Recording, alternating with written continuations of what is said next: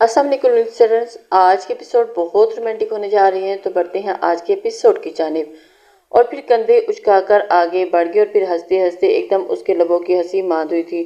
تم نے ہی تو سکھایا ہے بخت عبد الرحمن کہ ہار پہنچنے والا عذر قابل معافی نہیں ہوتا۔ تم نے اتنی غیریت کیوں برتی؟ میرے ساتھ یوں مت کرو۔ اسے برداشت نہیں ہو رہا تھا اس کا اس طرح کا رویہ کہ میرے پیروں تلے کی زمین سرکنے لگتی۔ سب برداشت ہے، پر یہ نہیں کہ بخت عبد الرحمن ہرگز نہیں۔ مجھے نہیں معلوم کیوں وہ اتنی حساس ہو رہی تھی۔ یہ اسی شام کی بات ہے۔ بخت نے چائے کا کپ خالی کر کے میز پر رکھا اور نظریں دوڑائی، مگر نظر سرخرو ہو کر لوٹ نہ پائی، اس لیے سامنے بیٹھی تارا نے اپنی پوری بدسی دکھانا فرض عین سمجھا تھا۔ تارا جی بخت بھائی، اور تارا کا لہجہ تازہ تازہ شیرینی میں ڈبکی لگا کر کھایا آیا تھا۔ فائرنگ کے کس قدر چانسز ہیں؟ 100%۔ وہ ڈیڈ شاٹ تھی۔ دشمن کدھر کو مورچہ بند ہے، جو ان کا بیس کیمپ ہے وہیں، اور اشارہ کچن کی طرف تھا۔ میری ماں نے تو سمجھے کہ دشمن کی کچار میں گھسنے کا رسک نہ لیں، کسی کو ثالث ٹھہرا لیں۔ تارا کو ایک دم سے بخت کی باجی بننے کا شوق چڑھا تھا۔ مذاکرات کے ذریعے معاملہ حل ہو سکتا ہے کیا؟ ملحوظ ہوتے اس نے کونی صوفے کی سائڈ پہ ٹکائی۔ چانس لینے والی بات ہے۔ تارا نے بڑے مدبرانہ انداز میں سر ہلایا تھا، ہلکا سا سر جھٹکا اور مسکرا کر اس کی طرف متوجہ ہوا جہاں اس کے بابا عبد المالک اور رقیہ بیٹھی تھی۔ آنٹی ادا سے ایک آرڈر کے سلسلے میں بات کرنی ہے، اسے بلوا دیں ذرا۔ اس کے یوں براہ راست کہنے پر تارا کو ایک جھٹکا لگا۔ وہ بخت عبد الرحمن تھا، جو راستے اس کے لیے نہیں تھے۔ ادھر کچن میں ہے، کھانے کا انتظام کر رہی ہے، جاؤ تارا ابی کو بلا کر لاؤ، اسے جواب دیتے ہوئے انہوں نے تارا سے کہا۔ نہیں، اسے ڈسٹرب نہ کریں، میں وہیں چلا جاتا ہوں۔ کچھ کہنے کے لیے رقیہ نے منہ کھولا، مگر کچھ سوچ کر اچھا ٹھیک ہے کہہ کر چپ ہو گئی تھی۔ کچن میں کچھ ذرا فاصلے پر وہ پہنچ کر کچھ پہلے کھنکھارا اور پھر خود کو پیچھے کر کے ہاتھ بڑھا کر اس نے دستک کی۔ گھر بندے کا کمفرٹ زون ہوتا ہے، وہ کسی بھی حال میں یا حلیے میں پایا جا سکتا ہے۔ ادا نے اس کے گلے پر کھنگار کر گلے میں پڑا دوپٹہ سلیقے سے اوڑھا تھا، مگر موڑی نہیں تھی، اپنے کام میں مصروف تھی۔ السلام علیکم۔ کندھا چوکھٹ سے ٹکائے ہوئے، بازو سینے پر باندھے ہوئے، دونوں پیروں کا کراس بنائے کھڑے ہوتے وہ نہایت متبسم لہجے میں سلام آیا تھا۔ وعلیکم السلام۔ اپنے کام میں مصروف رہتے ہوئے موڑے بنا وہ بے پناہ مصروفیت کے ساتھ انتہائی اجنبی لہجے میں جواب آیا تھا، اور وہ سر جھکا کر کیسے ہنس دیا، یوں جیسے مسکراہٹ کو ہنسی میں بدلنے سے روک نہ پایا ہو۔ اس میں اتنا برا منانے والی کیا بات تھی؟ بہت سے لوگ آفیشلی اپروچ کرتے ہیں آپ کو، میں نے کر لیا تو کیا برا ہوا؟ اس بات پر دانت پیستے ہوئے ادا نے کسی کی کس کر چمچ ہانڈی میں چلایا۔ میرا نہیں خیال کہ آج کی تاریخ میں میری کسی سے اپائنٹمنٹ تھی، اور آپ سے تھی کیا؟ وہ رخ موڑے ایسے دل جلا دینے والے انداز میں سے مخاطب ہوئی کہ کوئی اور ہوتا تو جل کر سیاہ کوئلہ ہو جاتا، مگر وہ دو انگلیاں ہونٹوں پر رکھے انگوٹھے پر تھوڑی رکھائے، اس کی آنکھوں میں مسکراہٹ جیسے اور گہری ہوئی۔ اپائنٹمنٹ تو نہیں تھی، چلیں آپ دے دیں، آج کی اور ابھی کی۔ اتنی فارغ نہیں ہوں میں، وہ مڑ کر بل کھاتی بولی تھی۔ اچھا سوری، غلطی ہوگی، پتہ ہے مجھے کہ تم فیملی ہو، اور فیملی کو تمہیں معلوم تھا۔ اس نے ترنت بخت کی بات کاٹی تھی۔ وہ حیران تھی، گھر نہیں بھی تھی تو یہ آج جو پیشی ہوئی اس کے بعد کسے معلوم نہیں ہونا تھا؟ بخت نے بڑی خوبصورتی سے بات گھمائی تھی۔ وہ کچھ بول نہیں سکی، خاموش نظروں سے اسے تکتی رہی۔ تم نے یہ ارادتاً کیا نا کہ تم مجھے فائدہ پہنچانا چاہتے تھے نا، اور تمہیں لگتا ہے کہ اس طرح تم مجھے فائدہ تو کیا نقصان بھی پہنچاؤ تو میں قبول کروں گی۔ اتنی ارزاں نہیں ہوں میں۔ بخت جیسے دکھ جیسے نمی کی طرح آواز میں گھولا تھا۔ بخت نے تکلیف سے آنکھیں بند کی۔ کس نے کہا تم ارزاں ہو؟ وہ اسے نہیں دیکھ رہا تھا، سر جھکائے جوتے کی ٹو سے زمین پر نادیدہ لائنز کھینچ رہا تھا۔ کوئی اپنا دل کھول کر کیسے دکھائے؟ اور ادا کا دل دھک کے رہ گیا تھا۔ کیا تھا اس جملے میں کہ اس کے جسم کا رد عمل ایکچوئل تھا؟ اسے اپنے رونگٹے کھڑے ہوتے ہوئے محسوس ہوئے تو بخت عبد الرحمن کا بھی دل کھل گیا، جسے اس نے گلا کھنگارتے ہوئے کے بہانے ہاتھ ڈھانپے ہوا تھا۔ یہ کیا کہہ دیا بخت عبد الرحمن؟ بخت عبد الرحمن یوں بے قابو کس طرح ہو سکتے ہیں؟ تو پھر کب دے رہی ہیں آپ مجھے اپائنٹمنٹ، تاکہ میں آپ سے لنچ کا مینیو ڈسکس کر سکوں؟ سر اٹھا کر سیدھا اس کی آنکھوں میں دیکھتے ہوئے بنا کسی تاثر کے رسمی مسکراہٹ ہونٹوں پر سجائے ہوئے اس نے یوں ادا سے پوچھا کہ وہ لچ کر رہ گئی۔ چند لمحے پہلے جو جملہ ادا کیا تھا اس کا مطلب کیا تھا؟ کیا وہ بتانا چاہتا تھا اور ادا اداسی ارزاں نہیں ہے، یا پھر ارے نہیں، اس کا مطلب یہی تھا کہ وہ اپنی بات میں سچا تھا اور اس نے ادا کو لیٹ ڈاؤن نہیں کیا، اور بس۔ بخت عبد الرحمن اگر بے قابو ہو سکتا ہے تو وہ حالات کو قابو کرنا بھی جانتا ہے۔ ابھی کھانا کھا لو تو کرتے ہیں بات، مڑ کر کہتے ہوئے ادا کا لہجہ بالکل ہمار تھا۔ The aroma of food is so appetizing, savour. ہیزی مینجمنٹ سے بات کرتے ہوئے وہ ایک دم رک کر ناک سے خوشبو کو اندر کرتے ہوئے کہا تھا، "It's sound you have a good taste." بخت نے مسکرا کر جواب دیا، "Yes, I do have.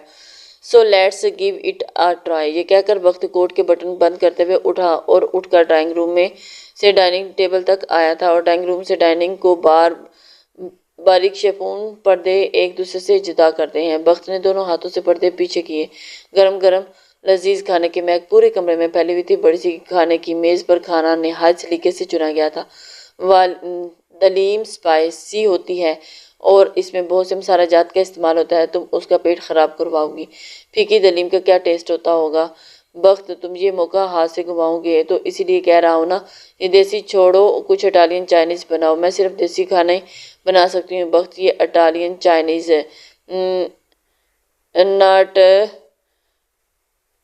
Not my cup of T. اگر یہی کھلانا ہے تو کسی اچھے سے ریسٹورنٹ لے جاؤ نا، میرا دماغ کیوں پکا رہے ہو؟ اور بخت کے عین سامنے مٹی کے پیالوں میں سجی دلیم کے اوپر براؤن فرائیڈ پیاز اور ادرک، تازہ دھنیا اور سبز کٹی مرچیں۔ جس پلیٹ میں وہ پیالہ سجا تھا اس میں لیموں کاٹ کر رکھا ہوا تھا، اور اس کو دیکھ بخت کے حلق سے نیچے کچھ اترا۔ کیا خراب ہوگا میرا کانٹیکٹ، یا ہیزی کا پیٹ، یا پھر دونوں ہی؟ مینیو طے کرتے ہوئے وقت کتنی بحث ہوئی تھی۔ یہ ادا کا آئیڈیا تھا۔ اگر فارنرز کا گروپ پاکستان کے شمالی علاقہ جات کا وزٹ کرنا چاہتے ہیں تو یقیناً وہ پاکستان کے سگنیچرز فوڈ بھی کھانا چاہیں گے، سو انہیں فوڈ سگنیچرز فوڈ ہی کھلانے چاہیے۔ اور وہاں میز پر دلیم کے ساتھ آلو گوشت، ہری مرچ اور ہرے دھنیے کی گارنشنگ کے ساتھ مٹی کی ہانڈی میں سجا ہوا تھا مٹر پلاؤ تھا، اور مٹی کے پیالوں میں سجی کھیر جس کے اوپر زعفران کے رنگ کا گول گول ٹیکا بنا ہوا تھا۔ گارنشنگ کے لیے پستے بادام کی ہوائیوں کا استعمال کیا گیا تھا۔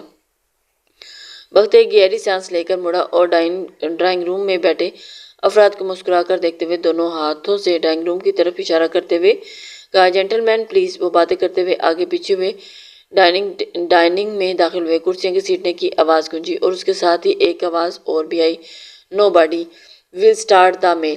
اچانک ہیزی نے ہاتھ اٹھا کر کہا۔ وہاں خاموشی چھا گئی اور بخت کی سانس خشک ہوئی۔ "First I have to take pic." "Oh Ben!" وہاں کی کئی آوازیں ابھری تھیں۔ بن نے ایک کھانے کی تصویریں لی، اور جب ہیزی نے دلیم کا پیالہ ختم کیا تو ایک دم اسے نوٹس ہوا کہ کنارے پر کچھ انٹیلز انگڈیوڈ تھے، اور اس نے ذرا سا پیالہ اوپر کر کے آنکھوں کے سامنے کیا تو پورا نام پڑھنے کے لیے اسے پیالہ گھمانا پڑا تھا، KWA کچن ود ادا۔ اس نے موبائل اٹھایا اور پیالہ یوں رکھا کہ پورا نام تصویر میں آ سکے، اور ایک کلک کی آواز آئی۔ جو بخت نے چونک کر اسے دیکھا تو وہ پیالہ میز پر رکھ رہا تھا۔ "So how was the food?" بخت کے پوچھنے پر ہیزی نے مسکرا کر اسے دیکھا۔ "As I said sorry." اور بخت ایک گہری سانس بھر کر رہ گیا تھا۔ ہیزی مینجمنٹ محض ایک ٹورسٹ نہیں تھا۔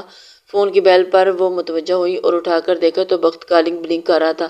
"تو بالآخر بخت عبد الرحمن کو ہماری یاد آئے گی." مسکرا کر کہتے اس نے انگوٹھے سے سوائپ کرتے ہوئے کال اٹھائی تھی۔ "تمہیں کچھ بھیج رہا ہوں، چیک کرو ابھی کے ابھی." اور اس کے بولنے سے پہلے آگے بھی بخت بہت تیزی سے بولا اور کال کٹ گئی۔ ادا نے حیران ہو کر فون کی اسکرین کو دیکھا، اور ابھی حیرت دور نہیں ہوئی تھی کہ ساتھ ہی وہ 2-3 پیغامات واٹس ایپ کر آئے تھے۔ اس نے ایپ کھول کر چیٹ دیکھی۔ جب اس نے چیک کیا کہ بخت عبد الرحمن نے اسے کیا بھیجا تو فون اس کے ہاتھ سے نیچے جا گرا۔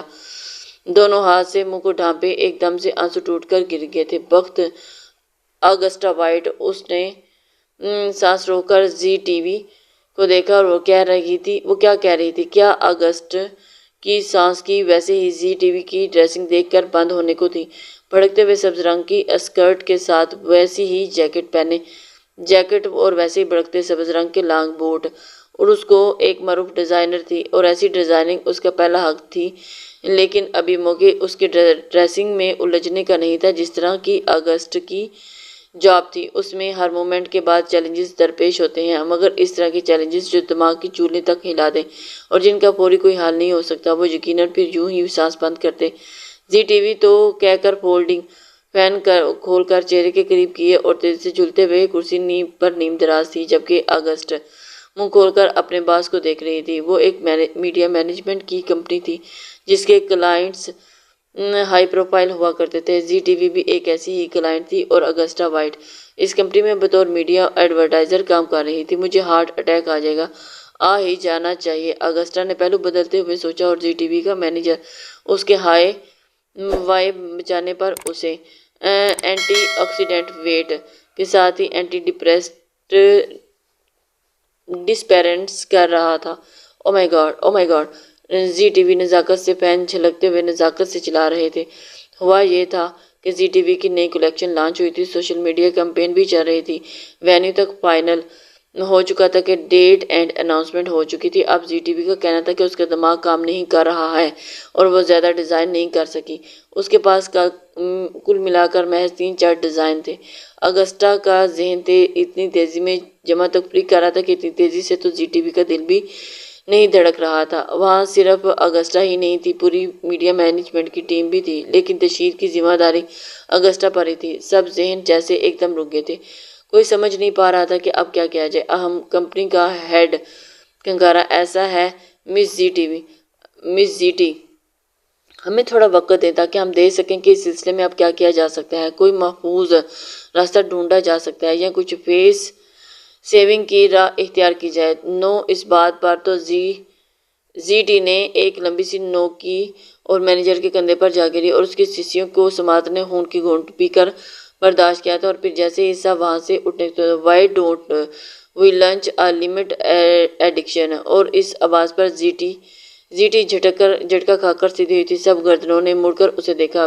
بچ، ایک امپلائی نے دوسرے کان کے بیچ میں گھس کر کہا تھا، اور اس نے وہی کہا تھا جس کے لیے وہ جانی جاتی تھی۔ زی ٹی نزاکت سے تیز چلتی بل کھاتی لہراتی اس تک گئی اور اس کے دائیں بائیں گال کو بوسہ دیا۔ You just saved me sweetie, اس کے دونوں ہاتھ اپنے ہاتھ میں لے کر ممنونیت سے دوری ہوتی ہوئی بولی تھی۔ It's my job honey, Augusta White نے ہونٹوں کو دائیں سے بائیں حت المقدور پھیلاتے ہوئے جواب دیا، اور ان کے پاس ابھی ایک ہفتہ تھا۔ سوشل میڈیا کیمپین میں لمیٹڈ ہیش ٹیگ ایڈیشن کا ایڈ کروا کے وہ یہ کر سکتے تھے اور اس طرح سے قیمت وصول ہو جانی تھی، اور کلائنٹ بھی سیو رہتا اور کمپنی بھی نقصان سے بچ جاتی۔ بچ، اس سے جامع تعارف اگسٹا وائٹ ہی ہو نہیں سکتا تھا کہ ولید عبدالرزاق کی امریکن بیوی تھی۔ تم مقدمہ کیوں نہیں کرتے ولید؟ ایسے تمہارا باپ تمہیں پراپرٹی کا شیئر دینے والا نہیں۔ رات کا کھانا تیار کرتے ہوئے ماتھے پر بال ڈالتے اس نے سلاد کاٹتے ولید سے کہا تھا۔ ولید ایک امریکن یونیورسٹی میں لیکچرر تھا، جبکہ بیوی میڈیا ایڈوائزر تھی اور اس کی فیملی میں اضافہ ہونے والا تھا، اس لیے ان دونوں کو اسی اضافے کی اخراجات کی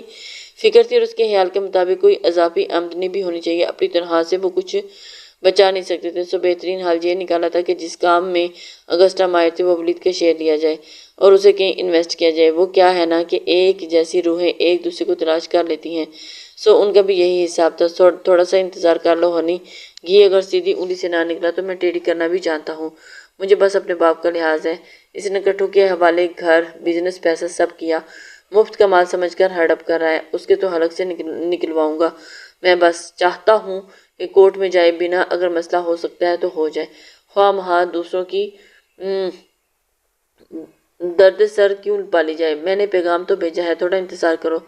میں کورٹ کے چکروں میں نہیں پڑنا چاہتا، اس کے لیے مجھے پاکستان جانا پڑے گا اور میں ابھی افورڈ نہیں کر سکتا۔ وہ کٹنگ ٹرے سے سبزیاں ایک باؤل میں منتقل کرتے ہوئے بولا تھا۔ بیبی کے آنے سے پہلے ہمیں اس کے لیے کچھ نہ کہیں انویسٹ کرنا ہے، ورنہ اخراجات کنٹرول نہیں ہو سکیں گے۔ تمہارا باپ نہ مانا تو نیپکن سے ہاتھ صاف کرتے ہوئے وہ اب کچن شیلف سے ٹیک لگائے کھڑی تھی۔ تو ظاہر ہے کورٹ ہی جانا پڑے گا، مگر میں حتی الامکان اس سے بچنا چاہوں گا۔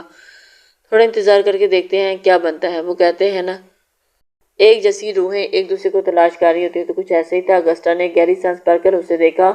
اسے ولید کی پراپرٹی سے ہر صورت شیئر چاہیے تھے جسے وہ انویسٹ کر کے پیسہ بنا سکے۔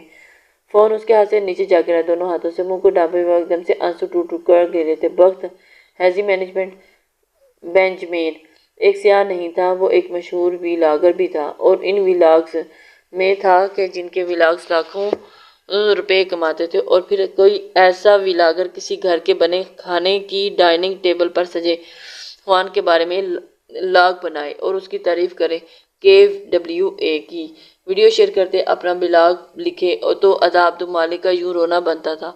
بین کو جس چیز نے سب سے زیادہ متاثر کیا تھا وہ دلیم کے مسالہ جات کا تناسب تھا، اور وہ اس طرح سے تیار کی گئی تھی کہ ایشین ذائقہ بھی برقرار رہے اور بہت زیادہ اسپائسی بھی نہ ہو۔ بین چونکہ ایک سیاح تھا، اس لیے وہ کلچرڈ فوڈ کی گہری معلومات رکھتا تھا۔ وہ ہمیشہ غیر معروف ہوٹلز میں ٹھہرا کرتا اور غیر معروف ایجنسی کو اپروچ کرتا۔ اس کا ماننا تھا کہ ایسے لوگ اپنا کام زیادہ محنت سے کرتے ہیں بنسبت ان کے جن کا ایک نام ہوتا ہے۔ یہ آپ کو اپنا بیسٹ دیں گے۔ بخت ٹریول اینڈ ٹور کو سلیکٹ کرنے کی وجہ ایک بڑی یہ بھی تھی کہ بخت نہیں جانتا تھا کہ بین کو کس حد تک متاثر کر سکے گا کہ وہ اسی کمپنی کو چنے اور اس کی کمپنی کے ساتھ معاہدہ کرے، مگر بخت عبدالرحمن اپنا ہوم ورک کرنا جانتا تھا۔ جس نے جتنی تحقیق بین پر کی تھی اس سے یہی بات اس کے نوٹس میں آئی تھی کہ وہ نئے تجربے کا شوقین تھا، سو اس نے ایک تیر سے دو شکار کیے کہ KWA کی دلیم بنانے کی ویڈیو وائرل ہونے والی تھی۔ ایک رات میں اسے 10,000 ویوز مل چکے تھے۔ ادا عبدالمالک کو زندگی اپنا نیا ڈھنگ، نیا رنگ دکھانے والی تھی۔ بخت کہاں ہو تم؟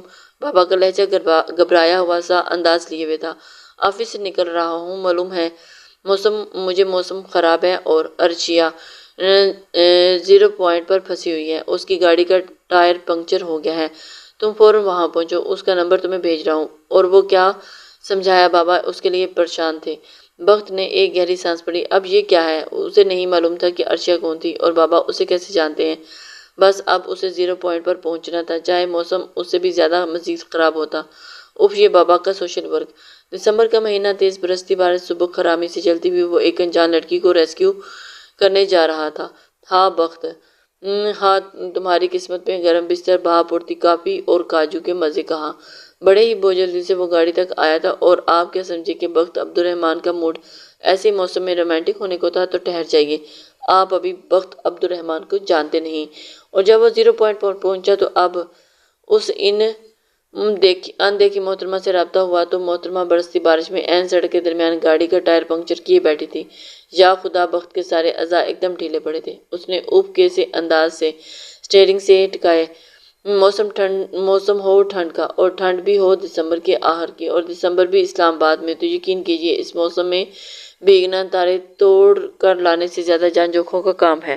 اور سامنے کھڑی بیٹھی محترمہ نہ سمجھی کی کیفیت میں بیٹھی ونڈو اسکرین پر چلتے وائپر کے پار اس ابھرتی ہوئی دھندلی ہوئی شبے کو تکتی ہوئی، آخر وہ جلدی گاڑی سے باہر کیوں نہیں آ جاتا؟ اب بخت عبدالرحمن اسے کیا بتاتا کہ اسے بارش میں بھیگنے میں کس قدر کوفت ہوتی ہے۔ ایک گہری سانس بھر کر جی کڑا کر گاڑی سے باہر آیا، اور جس طرح اس برستی بارش میں گاڑی سڑک کے درمیان سے ہٹا کر سائڈ پر کی تھی، دھکا لگا لگا کر، وہ ایک الگ داستان تھی۔ محترمہ کی گاڑی لاک کی اور انہیں اپنی گاڑی میں بیٹھنے کا اشارہ کیا، اور خود بھی ایک جاننے والے مکینک کو کال ملاتے ہوئے گاڑی تک آیا تھا۔ اور اس بارش میں وہ خود تو ٹائر بدلنے والا نہیں تھا، انسان کو گھر سے ودرپ ڈیٹس لے کر نکلنا چاہیے تھا۔ گاڑی کے کھلے دروازے کی طرف سر جھکا کر بالوں سے پانی چھٹکتے ہوئے نصیحت کرنے والے انداز میں بولا، جب فائنل ایئر کا فائنل پیپر ہو تو ویدر ایپ بارش، طوفان، آندھی جو بھی دکھائے، آپ کو اپ ڈیٹ کو نظر انداز کر کے گھر سے باہر آنا ہی پڑتا ہے۔ اس قدر سڑا ہوا دو ٹوک انداز تھا کہ بخت نے ہاتھ کی حرکت روک کر ایک دم ساتھ بیٹھی محترمہ کو پہلی دفعہ دیکھا۔ آبرو کے درمیان ڈھیروں بال، دونوں بازو سینے پر باندھے ہوئے، منہ پر دنیا جھانکی۔ اب کسی جائے وہ ایک 26-27 سال کی لڑکی تھی، اور اس کے چہرے پر دیکھ کر عبدالرحمن کو کوئی اور بڑی شدت کے ساتھ یاد آیا تھا۔ پھر یوں کہیے کہ اس کے چہرے کو دیکھ کر عبدالرحمن کو ایک نیا راستہ نظر آیا۔ ادا عبدالمالک، کیا تم زندگی کے آسمان پر اڑان بھرنے کے لیے تیار ہو؟ آپ اندر آئیے نا۔ نہیں، مجھے پہلے دیر ہو چکی ہے، ایک کپ چائے تو بنتا ہی ہے۔ پھر صحیح۔ وہ دونوں ہاتھوں سے اسٹیئرنگ تھامے ذرا سا رخ جانب کیے، اس کے اترنے کا منتظر۔ عرشیہ ایک ہاتھ زوروں دروازے کے ہینڈل پر رکھے اترنے کو تیار اور اسی جانب چہرہ کیے کہہ رہی تھی، 1 منٹ۔ اور اس کے پھر صحیح کہنے پر ذرا سی متذبذب نظر آئی، اور پھر 1 منٹ کہہ کر بیگ سے سیل فون نکالا اور کال ملائی۔ اور ابو جن صاحب کو آپ نے مجھے لینے بھیجا تھا، وہ اندر نہیں آ رہے، بعد میں مجھے مت ڈانٹیے گا۔ اور بخت سر جھکا کر چھٹکتے ہوئے ہنسیا، واللہ بخت، کوئی تم سا بھی زمین پر اتارا گیا؟ عرشیہ نے فون بند کیا اور اسے دیکھ کر کچھ کہنے کے لیے منہ کھولا۔ آپ کے ابو کہہ رہے ہیں کہ آپ مجھے اندر لے آئیں ورنہ وہ سخت ناراض ہوں گے۔ بخت کی آنکھوں میں زج کرنے والی مسکراہٹ تھی۔ عرشیہ نے اپنا منہ بند کیا۔ غیر آرام دہ انداز میں گلا کھنگارا، بدتمیز بڑبڑائی۔ دیکھیے آپ کی مرضی نہیں ہے تو آپ جا سکتے ہیں، لیکن اس جانے کی ساری ذمہ داری آپ پر ہوگی۔ میں نے آپ کو اندر آنے کا کہا تھا، بس اس بات کی گواہی آپ دے دیجیے گا۔ وہ کیا ہے کہ آپ بہت تھکے ہوئے دکھ رہے ہیں، بھیگ بھی چکے ہیں تو پھر صحیح، بس ابو کا نزلہ مجھ پر نہ گرے۔ اوکے، یعنی وہ کیا ہے کہ میں بہت تھکی ہوئی ہوں اور آپ اندر چلیے، ساری مہمانداری مجھے ہی کرنی پڑے گی اور میرا قطن ایسا موڑ نہیں۔ بخت نے اس کے جملوں کو ڈی کوڈ کیا تھا۔ ایک دفعہ پھر سے اس نے مسکراہٹ روکی۔ ان محترمہ کو کیا معلوم کہ وہ یہ تک نہیں جانتا تھا کہ وہ بابا کے کس دوست کی بیٹی ہے اور اس کی طرف سے یقین دہانی کی منتظر تھی۔ ٹھیک ہے، نزلہ آپ پر نہیں گرے گا، مگر یہ تو بتا دیں کن صاحب کا نزلہ آپ پر گرنے نہیں دینا۔ جی، نام کیا ہے آپ کے ابو کا؟ ڈاکٹر احتشام الدین۔ ڈاکٹر احتشام جو بابا کے معالج ہیں، ان سے تو مجھے بابا کے بارے میں بہت اہم بات ڈسکس کرنی تھی۔ چلیے اندر چلتے ہیں تاکہ آپ کو آپ کے ابو کے نزلہ، زکام، کھانسی سب سے محفوظ رکھا جا سکے۔ عرشیہ کا سارا جسم ایک دم ڈھیلا پڑا۔ اس نے بڑی بے بسی سے گیٹ کی جانب بڑھتے بخت کو دیکھا۔ اس امتحان ہو رہے تھے اور اب اوپر سے یہ مہمانداری۔ اللہ، اس نے جھنجھلا کر بڑی ہبکی سے آسمان کو دیکھا تھا۔ مہمان رحمت ہوتے ہیں، ابو کی آواز کانوں میں گونجی۔ یہ والی رحمت ابھی نہیں چاہیے تھی اللہ جی۔ بڑی ہی ناراضگی سے شکوہ کیا۔ ڈھلکے ہوئے کندھوں کے ساتھ وہ باہر آئی اور بخت نے ریموٹ سے گاڑی کا دروازہ لاک کیا، اور اگر ابو نے اسے کھانے پر روک لیا تو اپنی رکی ہوئی سانس اور تھمی ہوئی دھڑکن کے ساتھ اس نے بخت کو دیکھا، جو بڑی ہی گرم جوشی سے اب اس کے ابو سے مل رہا تھا۔ جاؤ، تمہیں ان بھیگے کپڑوں میں ٹھنڈ لگے گی، تمہیں ٹاپ چڑھے نزلہ گرے، عرشیہ نے سوچا، اور فٹے منہ تمہارا۔ عرشیہ خاتون، فٹے منہ تمہارا، ایسے پیارے بندے کو یوں بددعائیں دیتے ہوئے تمہارے دل میں ذرا سی بیٹ مچ نہیں ہوئی؟ اس نے خود کو ملامت کیا۔ آپ نے سوچا تھا کہ آپ کو ایک کوکنگ ویڈیو یوں راتوں رات وائرل ہوگی؟ نہیں قطعاً نہیں۔ پلین سیاہ ویلوٹ کی قمیض کے ساتھ ہی کھڑا پاجامہ پہنے، سلیقے سے سر پر دوپٹہ اوڑھے، دائیں کندھے پر گرم شار ہاکی شال رکھے، وہ ایک صوفے پر برجمان، بظاہر پرسکون مگر اندر سے دھک دھک کرتے دل کے ساتھ انٹرویو ریکارڈ کروا رہی تھی۔ زندگی ہر کسی کو ایسا موقع مہیا نہیں کرتی۔ زندگی صرف ایک ایسے موقع مہیا کرتی ہے جو انت تک کوشش کرتے ہیں، دل نہیں چھوڑے، مایوس ہوں بھی تو پھر سے ہمت یکجا کر کے اٹھ کھڑے ہوتے ہیں۔ اور وہ کہہ رہی تھی، میں نے یہ کام اپنی مرضی سے شروع نہیں کیا تھا، یہ کام مجھ سے کروایا گیا۔ سب کی زندگیوں میں اچھا برا وقت آتا رہتا ہے، زندگی کے ایسے کسی برے وقت سے گزرتے ہوئے مجھ سے کسی نے کروایا۔ کسی نے چراغ لے کر راستہ ضرور دکھایا مگر انگلی پکڑ کر چلایا نہیں۔ اس نے مجھے سکھایا کہ فونکس دوبارہ جنم لیتا ہے اور اپنے ہی وجود کی راکھ سے۔ وہ ایک پوڈ کاسٹ تھی۔ سوری میں آپ کی بات کاٹ رہا ہوں، لیکن میں پوچھ سکتا ہوں یہ کسی کون ہے؟ جی پوچھ سکتے ہیں، ضرور پوچھ سکتے ہیں، بلکہ میں ذکر ہی یوں کیا کہ آپ مجھ سے پوچھیں۔ یہ جواب دیتے ہوئے ادا کے چہرے پر کلیوں سی مسکراہٹ تھی۔ بخت عبدالرحمن بخت ٹریول اینڈ ٹور کے آنر ہیں، میرے فرسٹ کزن ہونے کے ساتھ ساتھ میرے مینٹور، میرے دوست۔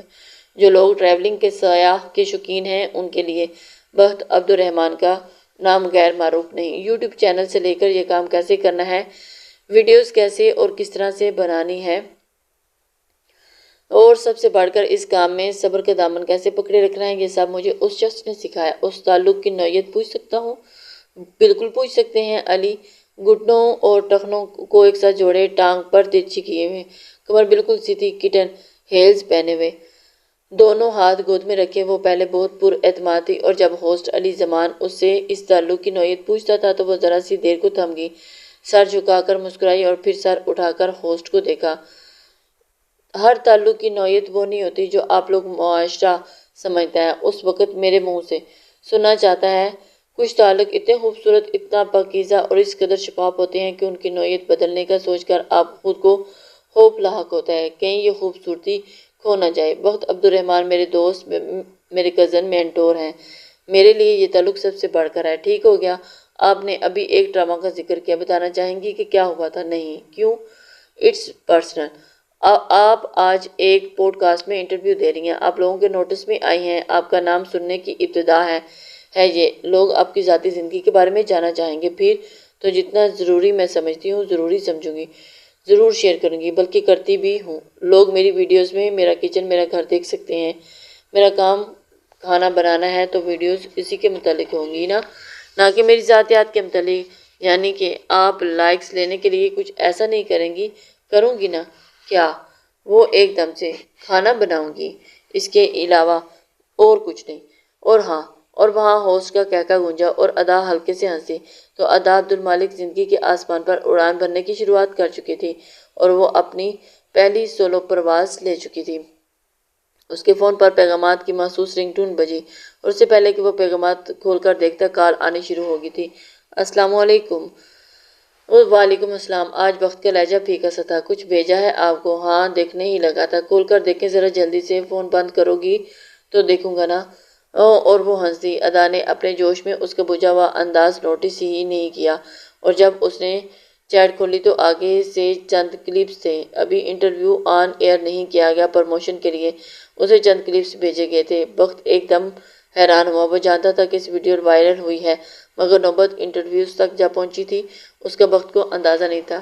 کہیں پر اس کی مسکراہٹ تھی اور کہیں پر اس کا مزاح انداز کی، کہیں دو ٹوک جواب اور کتنی ہی دیر ویڈیوز کو بار بار پیچھے کر کے دیکھتا، خوشی کے ساتھ اندر کہیں بہت اندر گھلتا ہوا کوئی غم تھا، جیسے پانی میں رکھی نمک کی ڈلی۔ وہ ایک دم کوئی رد عمل دکھا نہیں سکا۔ تم نے مجھے حیران کیا ادا، اور مجھے یوں حیران کر دینے کے لیے شکریہ۔ اس سے زیادہ پر لطف اور کچھ نہیں